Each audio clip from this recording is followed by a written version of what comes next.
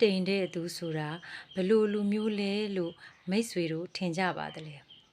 ကိုယ့်ရဲ့လုပ်ရဲ့အကြောင်းကိုယ့်ရဲ့အပြုမူတွေအပြောဆိုတွေကြောင့်တခြားသူဘလို့ထိခိုက်သွားမလဲဘလို့ခံစားသွားရမလဲဆိုတာကိုထည့်တွေးပေးလိမရှိဘူး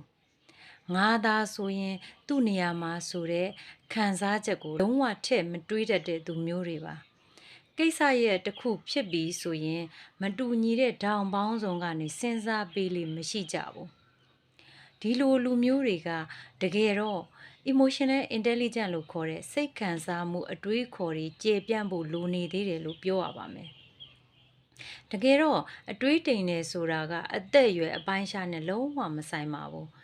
မိမိကို set reflection ဆိုတဲ့ပြန်လဲစမ်းစစ်နိုင်စွမ်းအားတွေနည်းကြလို့ပဲဖြစ်ပါတယ်ကိုစမ်းစစ်နိုင်စွမ်းအားတွေရှိမှသာတခြားသူအပေါ်မှာစာနာတရားရှိကြမှာဖြစ်ပါတယ်အဲ့ဒါကြောင့် set reflection ဆိုတဲ့ကိုပြန်လဲစမ်းစစ်ဖို့လိုပါတယ်လို့ကျွန်မကတော့ပြောချင်ပါတယ်အားလုံးကိုကျေးဇူးတင်ပါတယ်